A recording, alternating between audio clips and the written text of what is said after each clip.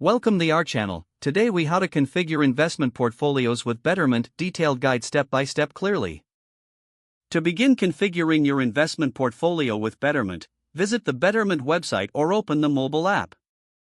Log into your existing account or create a new one if you are a first-time user.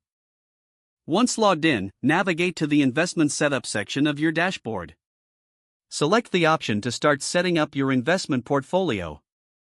Betterment will ask you a series of questions to assess your financial goals and risk tolerance.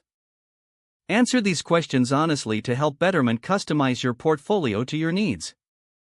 After completing the questionnaire, review the proposed investment strategy based on your inputs. Betterment typically suggests a diversified portfolio that includes stocks and bonds. You can make adjustments to the asset allocation if you prefer to take on more or less risk. Once you are satisfied with the allocation, click on the option to fund your account.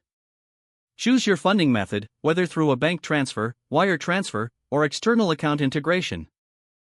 Enter the amount you wish to invest initially. After funding your account, review the investment plan summary presented by Betterment. Double-check the fees and anticipated returns provided, as this information is crucial for your decision-making. Confirm your investment preferences and submit your order.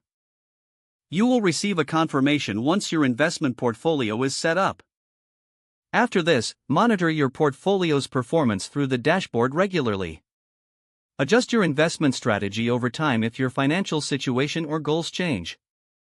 Utilize the tools and educational resources provided by Betterment for ongoing support. Stay informed about market trends and updates that may affect your investment decisions. This proactive approach will help you maintain a healthy and successful investment portfolio. If the page does not load, refresh the browser or try again in a private or incognito window. Make sure you are using the correct email address, then retype it carefully to avoid small typos.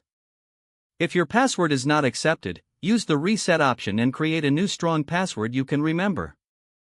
Check your spam folder for verification or security emails, then complete any requested confirmation steps.